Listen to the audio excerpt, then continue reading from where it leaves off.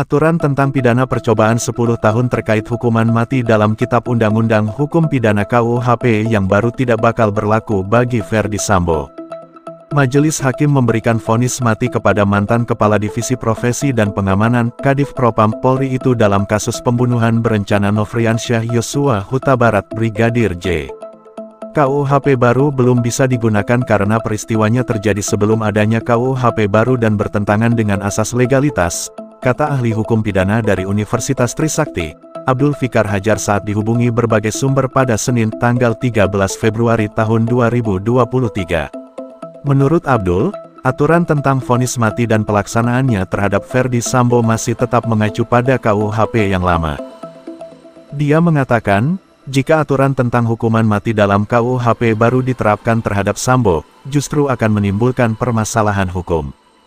Bertentangan dengan asas legalitas jika KUHP baru diberlakukan, ujar Abdul.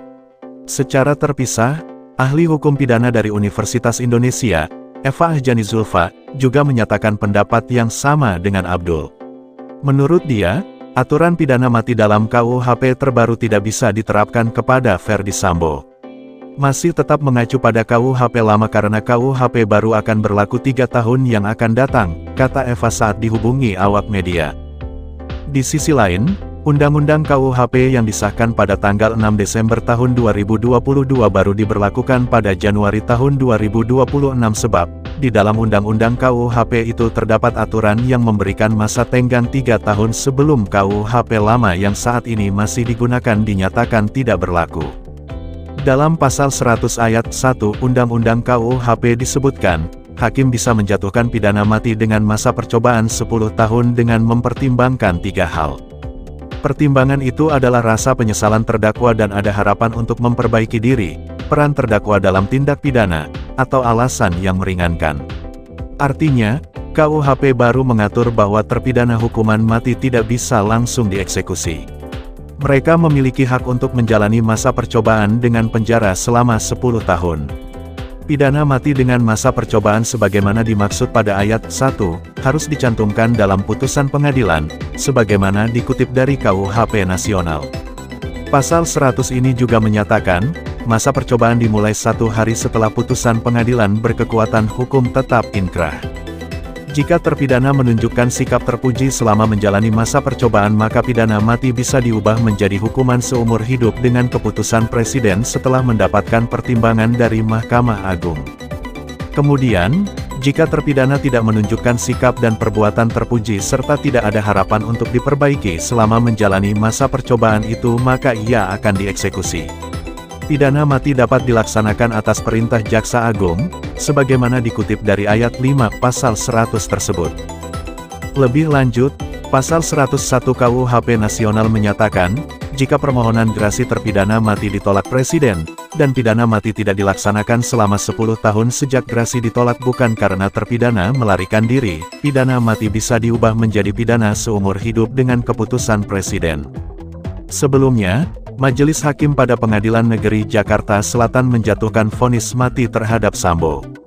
Menyatakan terdakwa Ferdy Sambo telah terbukti secara sah dan meyakinkan bersalah menurut hukum melakukan tindak pidana turut serta melakukan pembunuhan berencana dan tanpa hak melakukan perbuatan yang menyebabkan sistem elektronik tidak berfungsi sebagaimana mestinya, kata Ketua Majelis Hakim Wahyu Iman Santosa saat membacakan amar putusan Sambo di Pengadilan Negeri Jakarta Selatan, Senin, tanggal 13 Februari tahun 2023. Menjatuhkan terdakwa dengan pidana mati, lanjut Hakim Wahyu.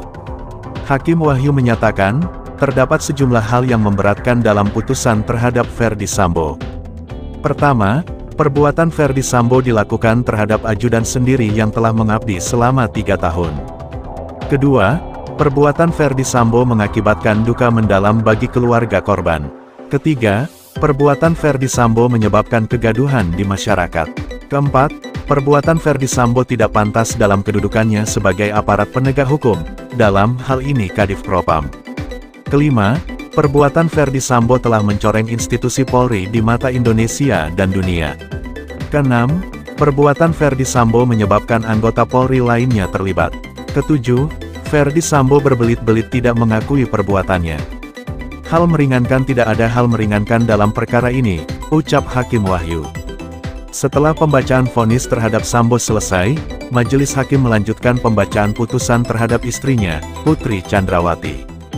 Menyatakan terdakwa Putri Chandrawati terbukti secara sah bersalah turut serta melakukan tindak pidana pembunuhan berencana, kata Hakim Wahyu. Menjatuhkan pidana terhadap terdakwa dengan pidana penjara selama 20 tahun, ucap Hakim Wahyu. Menurut Hakim, hal yang memberatkan perbuatan Putri adalah dia selaku istri Kadif Propam Polri dan Bayangkari seharusnya menjadi teladan. Perbuatan Putri juga dinilai mencoreng nama baik Bayangkari. Putri juga berbelit-belit dalam persidangan sehingga menyulitkan pembuktian. Putri tidak mengakui kesalahannya dan justru mengaku sebagai korban. Lalu, perbuatan Putri dinilai menimbulkan kerugian besar bagi para personel kepolisian lainnya yang ikut terseret perkara ini. Hal meringankan tidak ada, kata Hakim. Vonis Majelis Hakim itu lebih tinggi dari tuntutan jaksa penuntut umum. Pada Selasa, tanggal 17 Januari tahun 2023, JPU menuntut Ferdi Sambo dengan pidana penjara seumur hidup.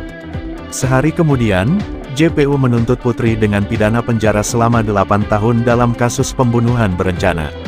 Saat ini kuasa hukum keduanya menyatakan akan mempelajari putusan hakim dan mengambil keputusan apakah akan mengajukan upaya hukum lanjutan seperti banding ke Pengadilan Tinggi DKI Jakarta. Kami akan pelajari dulu putusannya, kata kuasa hukum Ferdi Sambo, Arman Hanis.